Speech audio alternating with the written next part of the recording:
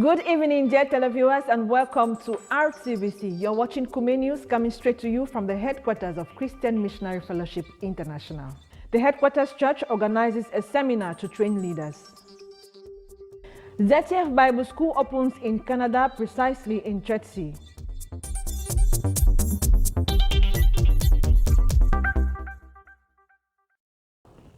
The World Conquest Prayer and Fasting Center organized their 32nd prayer siege from the 15th to the 16th of September. This prayer program, which lasted 30 hours, was aimed at consolidating the impact of the ministry assistance retreat and praying for the refreshing of the participants. Details of the siege with Lydia Domato.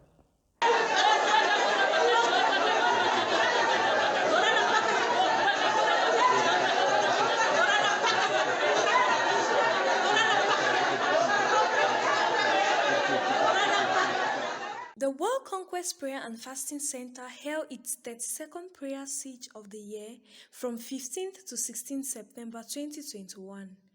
This 30-hour battle in prayer geared towards consolidating the gains of the ministry assistance retreat and praying for the renewal of strength of the various leaders who ministered throughout the recent period of intense activities in the headquarters. The siege kicked off with thanksgiving for the recent events at the headquarters, with praises and worship as well. Some prayer requests were then raised, including Brother Theodore's protection, renewal of his physical, emotional, and spiritual strength, and promotion in wealth and spiritual girth to carry out all his responsibilities. The impact of the RAM in the lives of participants and in the different nations where we are represented. The protection of the leaders and their cooperation required by God for the accomplishment of the goal. Participants equally prayed for themselves that each one will know wealth in all domains to successfully accomplish the call of God on their lives. Requests for protection and the return trips of the various participants, as well as the protection of our entire work, were also raised up to God.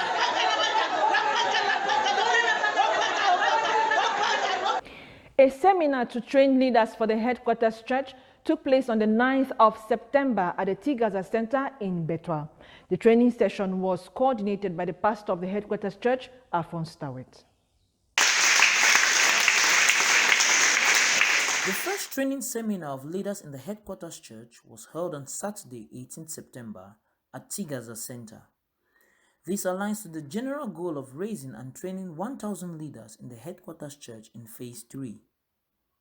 The seminar gathered 115 leaders from different assemblies under the Tigaza Center, and Pastor Alphonse Tawet, pastor of the headquarters church, seized this opportunity to stress the need for leaders to have knowledge. From Hosea chapter 4 verse 6 to 7, he called them to know the work of the cross, their rights, and the will of God. He reminded that failure and refusal to have such knowledge leads to destruction and rejection by God. He further specified that, besides knowledge, the leaders needed for the accomplishment of the vision should have loyal hearts and be committed. Presenting the critical place of the Tigaza Center both in his life as the pastor of the headquarters church and in the conquest of the headquarters church, Pastor Tawet also called the leaders to work strategically in order to recover the 20,000 members of this center, plant 1,000 new house churches in Betwa, raise and train 1,000 leaders, among other goals. Subsequent training seminars are to be held in other localities of the headquarters church according to a schedule to be indicated by Pastor Alphonse Tawet.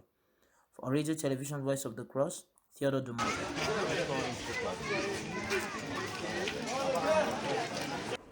Now let's move on to our international page, where in Canada, the brethren have opened a Zacharias Stanley Famum Bible School on a large piece of land which they acquired recently in the city of Chelsea. Details with Albert Tang.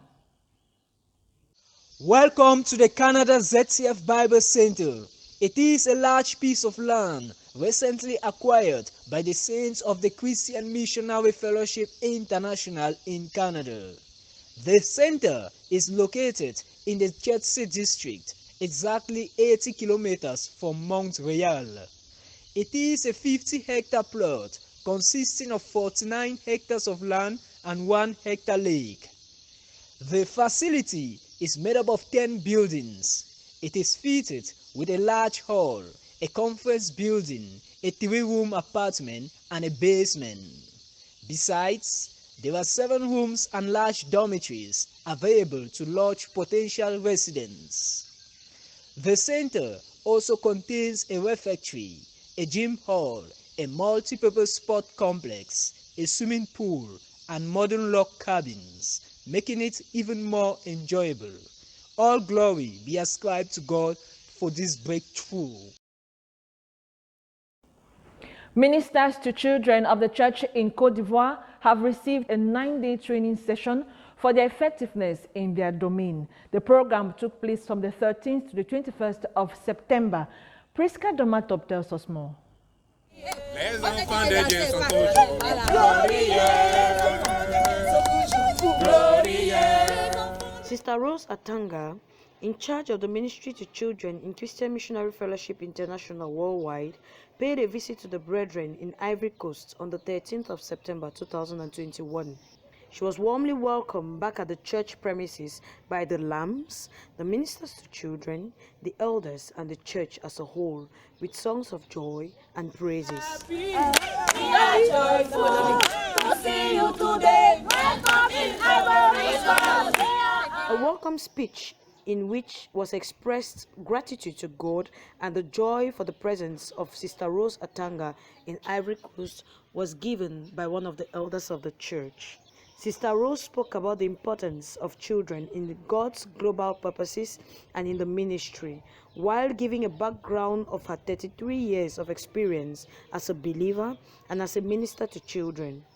She talked about the importance of believing a child's testimony of conversion.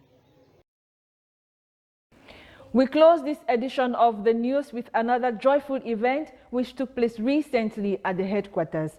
The granddaughter of Professor Zachariah Stanley Famum, founder of the Christian Missionary Fellowship International, got married on the 16th of September to Stefan Tata from the School of Knowing and Serving God.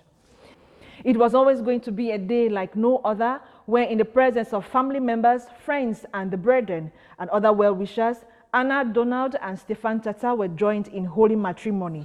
The civil ceremony took place at exactly 10 a.m. at the Bector Second Council amidst great joy and celebration. Among those who were present were missionaries and other leaders from Cameroon and abroad who took turns to counsel, bless, and usher this young couple into this new phase of their life. The day was marked by a lot of praise, worship, and thanksgiving, given that Stefan and Anna are both ministers of praise. Dear televiewers, thank you very much for your kind attention. The news will be back next week with Joel Mbida. Till then, God bless you and keep you. Bye-bye.